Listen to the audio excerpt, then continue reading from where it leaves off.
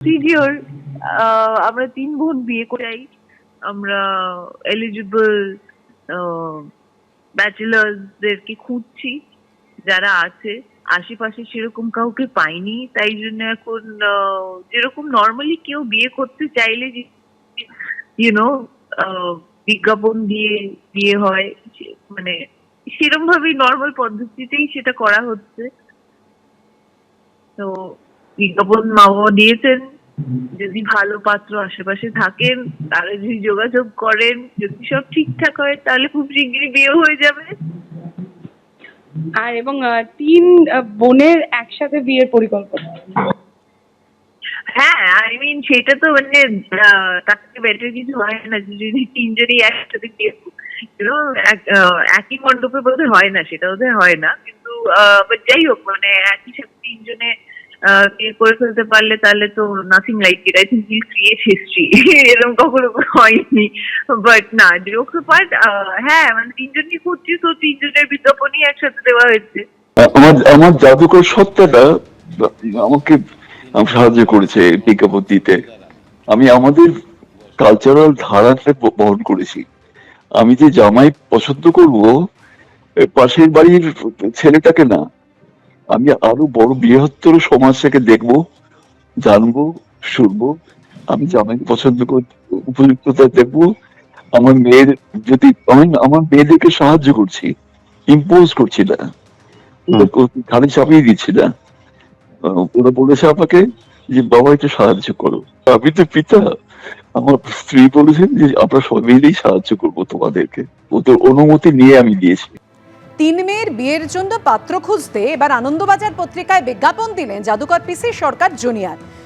পাত্র পাত্রী চাই বিভাগে 3 মেয়ের বিবাহের জন্য গতকাল আনন্দবাজার পত্রিকায় বিজ্ঞাপন দিয়েছিলেন জাদুকর পিসি সরকার জুনিয়র। মানিকা, মুমতাজ, মৌবনির নাম দিয়ে 38 থেকে 45 বছর বয়সী পাত্র চাই, দীর্ঘকায় ও সুশ্রী হতে হবে, এমনই উল্লেখ ছিল বিজ্ঞাপনে। অস্বাভাবিকতা দেখছি না, সবার মা বাবাই করে থাকেন। প্রতিক্রিয়া জাদুকর পিসি সরকার জুনিয়রের। 3 মেয়ের এতে সম্মতিও রয়েছে, জানিয়েছেন জাদুকর পিসি সরকার জুনিয়র।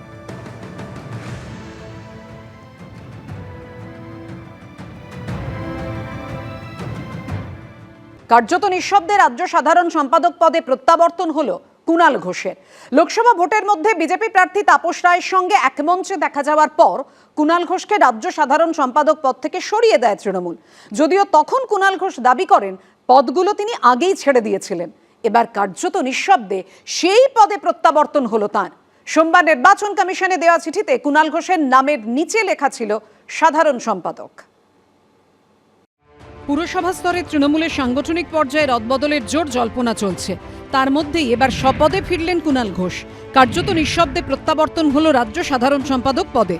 সোমবার বিরোধী দলনেতা শুভেন্দু অধিকারীর বিরুদ্ধে আদর্শ আচরণবিধি লঙ্ঘনের অভিযোগে নির্বাচন কমিশনে চিঠি দেয় তৃণমূল।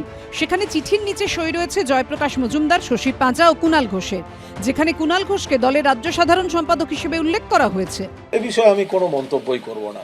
আমি দলের সৈনিক, একটা ডেপুটেশন দেওয়া হচ্ছে, যেখানে সই করার কথা আমি সেখানেই সই করেছি। এই বিষয়ে আমি কোনো প্রশ্নের জবাব দেবো না। লোকসভা ভোটের মধ্যে কলকাতা উত্তরের তৃণমূল প্রার্থী সুদীপ বন্দ্যোপাধ্যায়ের সঙ্গে দ্বন্দ্বের আবহে কুণাল ঘোষকে শোকজ করে তৃণমূল। বিজেপিটা তো সুদীপ ব্যানার্জি চালান। এই একটা জেলা যেখানে বিজেপির 2টো প্রার্থী, একটা পদ্মফুল সিম্বলে দাঁড়াবে আর একটা জোড়া ফুল সিম্বলে দাঁড়াবে। উত্তর কলকাতা, হ্যাঁ, সুদীপ ব্যানার্জি তো বিজেপির লোক। এরপরই তৃণমূলের রাজ্য সাধারণ সম্পাদক এবং মুখপাত্র দলীয় 2টো পদে ইস্তফা দেন কুণাল ঘোষ। মমতা বন্দ্যোপাধ্যায় এবং অভিষেক বন্দ্যোপাধ্যায়কে হোয়াটসঅ্যাপ করে সে কথা জানান। সোশ্যাল মিডিয়া অ্যাকাউন্ট থেকে মুছে দেন রাজনৈতিক পদ সংক্রান্ত সব পরিচয়। তৃণমূল সূত্রে খবর, তখন কুণাল ঘোষের শুধুমাত্র মুখপাত্র পদে ইস্তফা গ্রহণ করে দল। এই পরিস্থিতিতে চলতি বছরের 1 মে উত্তর কলকাতার 38 নম্বর ওয়ার্ডে একটি ক্লাবের রক্তদান শিবিরের অনুষ্ঠান মঞ্চে বিজেপি প্রার্থী তাপস রায়ের প্রশংসা করেন কুণাল ঘোষ। একই মঞ্চে উপস্থিত ছিলেন উত্তর কলকাতার বিজেপির সভাপতিও। তাপস রায় একজন নেতা হিসেবে, সাংগঠনিক নেতা হিসেবে, এমএলএ হিসেবে, জনপ্রতিনিধি হিসেবে যথেষ্ট দক্ষ। তিনি, তার বাড়ির দরজা সবসময় খোলা থাকে, যে কোনো কর্মী তাকে যখন তখন সুখ দুঃখে পায়। সেদিন বিকেলে কুণাল ঘোষকে রাজ্য সাধারণ সম্পাদকের পদ থেকে সরিয়ে দেয় তৃণমূল। তৃণমূলের রাজ্যসভার সাংসদ ডেরেক ওব্রায়েনের সই করা প্রেস বিজ্ঞপ্তিতে বলা হয়, সম্প্রতি কুণাল ঘোষ এমন মতামত প্রকাশ করছেন যা দলের সঙ্গে সামঞ্জস্যপূর্ণ নয়।